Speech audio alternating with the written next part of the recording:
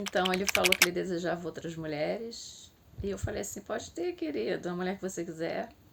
E só use preservativo e avise ela que eu sei, me avise. Ele falou assim: assim não vai ter graça. Um vídeo meu falando parte da minha história ano passado viralizou, somando quase 2 milhões de visualizações em todas as redes. Só no TikTok foram 700 mil visualizações, mas infelizmente essa conta foi banida, não sei o motivo. Mas eu sigo com os meus sonhos, com os meus planos, e tinha muitas, mas centenas de mulheres pedindo a continuação, que queriam muito saber sobre a minha história. Para mim é muito gratificante, porque eu acho que a gente é a nossa história e é o que a gente se transforma ao longo da nossa trajetória. É no que a gente se transforma ao longo da nossa trajetória e o que a gente faz com o que a vida fez com a gente. São as nossas escolhas e é um grande tesouro a nossa história. Eu não acredito que passado seja para a gente esquecer, porque o passado é atemporal. Ele está ali, na nossa mente e na mente de muitas pessoas. O que a gente fez, o que aconteceu na vida da gente, também influenciou a vida de outras pessoas. E eu acredito muito na lei de causa e efeito. E o passado é pra gente reescrever. O futuro, nos reescrever também. E com a minha história, eu tenho inspiração para escrever os meus livros, transformar em ficção. Em muitas dessas histórias transformar em ficção e inspirar outras pessoas. Enfim, então vamos lá, sem mais delongas. A parte que as pessoas que chamou mais a atenção das pessoas foi que eu estava respondendo a um vídeo onde uma mulher pergunta: homens, sejam sinceros porque vocês traem as suas esposas. E eu contei, né, no meu relato, depois de uma década, né, de casada, isso foi em 2012.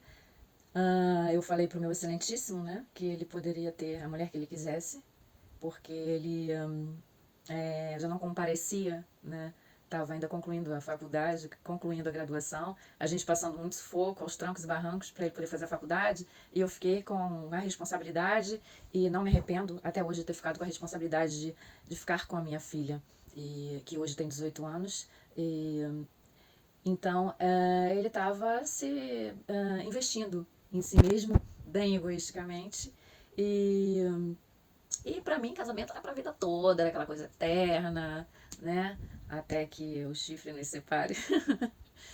Então ele falou que ele desejava outras mulheres. E eu falei assim: pode ter, querido, a mulher que você quiser. E só use preservativo e avise ela que eu sei, me avise. Ele falou assim: assim não vai ter graça. Então foi daí, né, depois eu descobri que ele já tinha uma amante, né, e foi um longo processo de aprendizado na minha vida, falando, né, bem resumidamente aqui, contando mais o depois, né, e depois disso, foi uma luta, né, para cuidar da minha filha sozinha, vendendo empadinhas, docinhos, porque eu não queria deixar ela com qualquer pessoa, não tinha com quem deixar a minha filha, e eu não queria deixar com um desconhecido, e então foi uma luta, e ele, juntamente com a mulher, fazendo de tudo durante muitos anos para destruir o meu psicológico, me ameaçando a tirar a minha filha de mim, falando que, inclusive, colocou processo na justiça que foi julgado por uma juíza, né? E eu perdi, que eu fazia alienação parental. Quando eu consegui voltar para o mercado de trabalho, 7 anos após a separação, que eu já podia deixar minha filha sozinha em casa, e aí recomeçou a tormenta. E aí entrou com esse processo, né? E eu perdi, então a minha filha, mesmo não querendo, ela era obrigada a ir quase todos os finais de semana com o pai.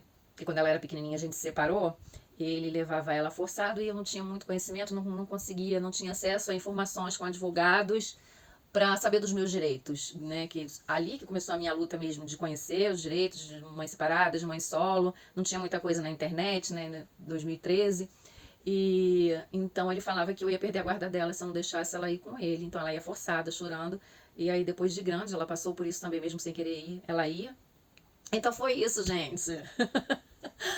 Aí o que eu fiz? Eu escrevi, né? O meu primeiro livro foi Querido Pé na Bunda, que eu fui, inclusive, no programa da Fátima Bernardes em 2013, que eu já estava escrevendo o livro, eu falei sobre o meu livro, e não virei best-seller, ninguém quis ler o livro.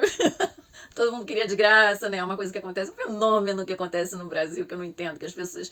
É um favor que elas fazem, sabe? De ler o livro de alguém que não é conhecido. Então tem que ser emprestado ou doado, né? A pessoa...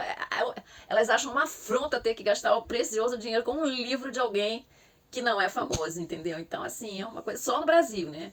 Porque eu morei em Portugal, eu tive experiência de conhecer pessoas dos outros países da Europa. As pessoas leem livros nas conduções, entendeu? Elas amam ler livros. Então, é uma coisa que eu acredito muito que países que não têm muita educação, sabe? As pessoas acham um esforço ler um livro, sabe?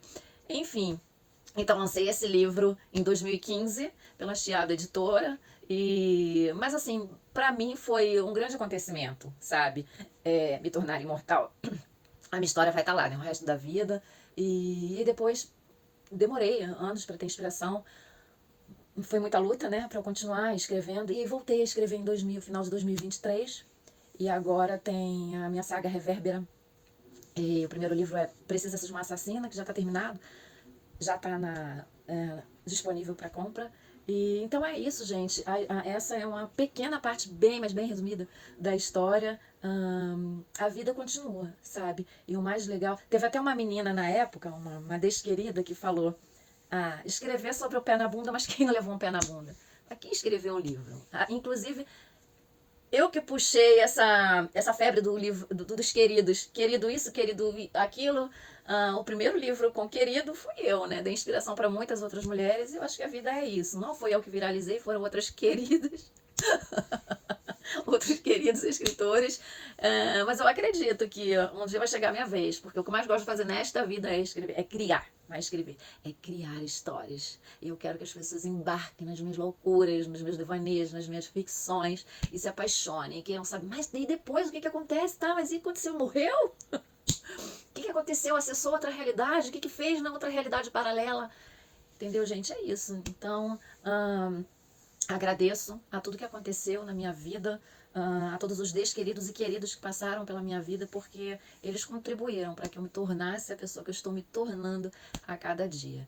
E como eu sempre falo aqui, vou falar nesse vídeo também, acreditem em vocês, acreditem nos sonhos de vocês, mas tenham caráter, tá? Não sejam FDP não com as pessoas, porque o universo está prestando atenção nisso. O universo adora realizar sonho de gente boa, tá bom? Beijo, se cuidem.